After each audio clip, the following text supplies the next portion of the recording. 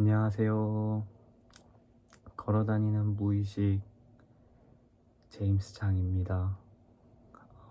오늘은 어, 오늘 네이버 블로그나 쿠팡 파트너스에 대해서 말씀드리고 싶어요. 저도 그 리뷰하는 거를 하고 싶어서 그 대학교를 졸업한 다음에 한 2, 3개월 정도 리뷰 블로그를 좀 했었던 것 같습니다. 그걸 하면서 좀 느낀 점이 있거든요. 저 같은 경우에는 전형적인 잘 못하지만 하는 그런 스타일이고 금방 포기하는 스타일이어서 혹시라도 지금 저 같은 성격을 가지신 분이 계시다면 좀 참고를 하셨으면 좋겠다 생각해서 영상을 찍게 되었습니다. 가장 먼저 네이버 블로그라는 거는 뭐 수익을 창출해내는 건 크게 어렵지가 않아요. 뭐 30일인가?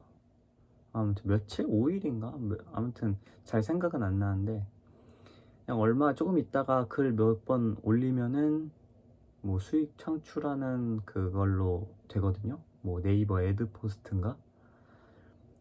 네이버 애드 포스트가 돼서 뭐 그때부터 수익을 창출할 수 있는데 거기에 제 리뷰를 올리는 거죠.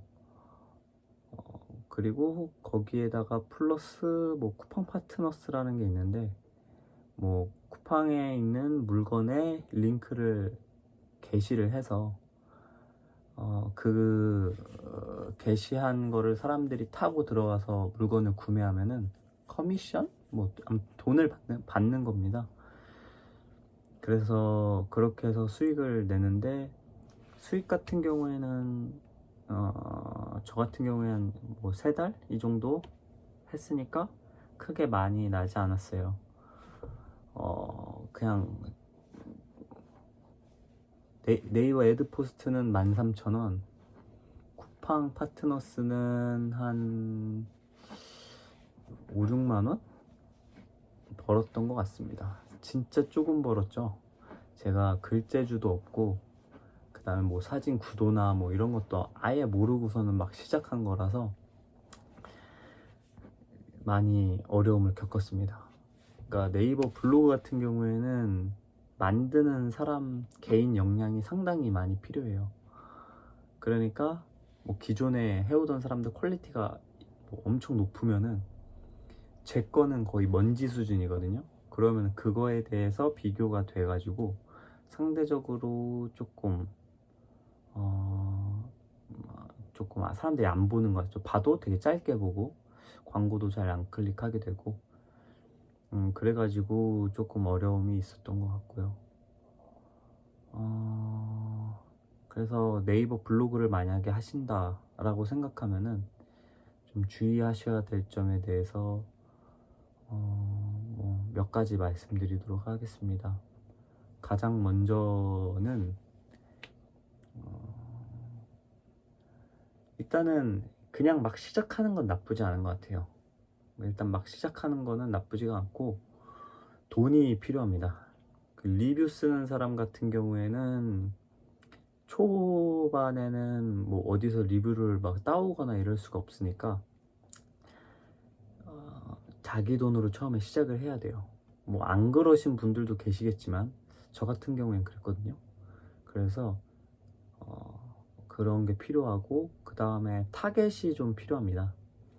그러니까 블로그를 막 쓴다고 해서 뭐 무조건 잘 되면 좋겠지만 그 내용이나 이런 거에 대해서 공감이 안 가면 사람들이 잘 안 보는 것 같아요. 그러니까 제가 유일하게 좀 리뷰했던 거 중에 모니터 32인치 모니터가 있었는데 그 모니터를 사람들이 많이 봐주시더라고요. 그거 같은 경우에는 저도 필요했고 그 다음에 게임하는데 가격도 좀 적당했던 것 같고 그냥 저한테 필요했던 제품이어서 리뷰를 올리니까 사람들이 많이 봐주시더라고요. 그러니까 요즘에는 광고나 이런 것도 상당히 많아서 무조건 거의 좋게 설명해주고 단점은 좀 어느 정도 이렇게 형식상으로 얘기하는 경향이 있는데, 저 같은 경우에는 그냥 솔직하게 다 썼어요. 그냥 내 돈 들어가는 건데 돈 아까우면 아깝다 막 이런 걸 이렇게 썼는데, 아무래도 그런 면에서 조금 그래도 나름 자부심? 그리고 사람들이 봐줘도 뭐 괜찮다? 약간 이런 느낌이 있었지만, 이게 조금 네, 돈이 나중에는 내 돈으로 사던 거보다 보니까 돈이 많이 부족해져서, 일단은 자본이 좀 있으신 상태에서 해라. 취미생활로 블로그 쓰는 게 가장 좋은 것 같아요. 직장이 있고. 두 번째는 글입니다. 글 쓰는 게 만만치가 않아요. 그냥 막 쓴다고 해서 뭐 되는 게 아니라요. 어느 정도 기승전결이 있어야 되고, 읽을 때 사람들이 좀 편하게 읽을 수 있어야 됩니다. 그러니까 말이라는 게 아무리 길게 쓰더라도 눈에 잘 들어오는 글이 있고, 짧아도 눈에 잘 안 들어오는 글이 있잖아요. 그게 그 내용이 담고 있는 그 주제를 정확하게 표현했냐 안 했냐인데, 저 같은 경우에는 주저리 못 알아듣게 좀 썼던 것 같아요. 그게 아무래도 어, 좀 책을 많이 안 읽어서 그런 게 아닌가 싶기도 한데, 근데 나중에 요거를 한 두세 달 쓰다 보니까 조금 글 쓰는 실력이 늘었던 것 같아요. 그러니까 제가 딱 읽어봤을 때 어, 최대한 간결하고 그 다음에 편하게 부담스럽지 않게 읽을 수 있는 정도로 되면은 다른 사람도 그렇게 읽지 않을까 라는 생각을 하게 됩니다. 지금 이 영상 찍는 것도 나중에 그렇게 되겠죠. 그 다음에 또 마지막으로는 좀 그 퀄리티인 것 같아요. 퀄리티. 그러니까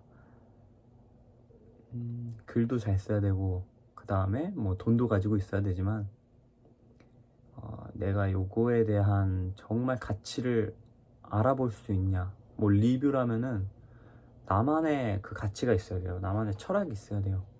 다른 사람들이 비교하지 않은 무언가, 아니면은 나만이 가지고 있는 척도, 약간 요런 게 있으면은 일단 글 쓰는데 어렵지가 않습니다. 뭐 장점 단점 얘기하는 건 말할 것도 없고, 거기에 있는 그 물건에 대한 숨은 아이덴티티를 좀 찾아야 돼요. 예를 들어서 제가 마우스를 이걸 샀거든요. 로지텍 마우스를 샀는데, 이거 같은 경우에는 잡았을 때 상당히 좀 편해요. 근데 이걸 잡았을 때 마우스 이 버튼이 그냥 대기만 해도 그냥 눌리거든요. 그러니까 그런 식으로 이런 단점이나 이런 거를 잘 표현할 수도 있는데, 그러니까 상당히 이런 단점이 부각이 되더라고요. 그러니까 나만의 가치가 클릭했을 때 편한 그런 마우스면은 이 제품은 사면 안 됩니다. 근데 내 가치가 저소음에 초점이 됐다 하면은 충분히 가치가 있어요. 상당히 소음이 적습니다. 그래서 여러분들이 블로그나 이런 거 시작하실 때 충분히 내 철학 가치가 있냐도 중요한 것 같아요. 그러니까 다른 사람들 거 많이 보는 게 무시 못 하더라고요. 저 같은 경우에는 일부러 다른 사람들 거 안 봤거든요. 왜냐하면 그 사람들하고 되게 중첩이 될까봐, 또 베꼈다 막 이러는 소리 들을까봐 조금 안 봤는데, 나중에 돼서야 좀 다른 사람들 거, 이제 리뷰를 안 쓰다 보니까 다른 사람들 거 이제 보게 되잖아요. 보다 보니까 이 사람이 이렇게 썼고 나는 어떻게 쓰면 좋겠다 라는 이런 것들이 생기더라고요. 그리고 이 사람은 글을 이렇게 써서 상당히 보기 편하다, 아니면 어렵다, 뭐 캐릭터를 써서 뭐 더 좋구나 안 좋구나 이런 거를 좀 비교해서 볼 수 있었던 것 같습니다. 긴 영상 봐주셔서 감사하고요. 정리를 하자면은 블로그를 하기 위해서는, 생계형 블로그를 하기 위해서는 돈이 있어야 된다. 그래서 차라리 취미생활로, 직장을 다니면서 취미생활로 하시거나 그럼 좋고, 두 번째는 책을 많이 읽어라. 글 쓰는 솜씨는 노력해야지만 얻을 수 있는 거더라고요. 많이 써보고. 그리고 세 번째로는 다른 사람들 걸 참고를 많이 해서 자신만의 그 가치를 세워나가라, 철학을 세워나가라. 이 정도가 될 것 같습니다. 감사합니다. 시청해주셔서 감사합니다.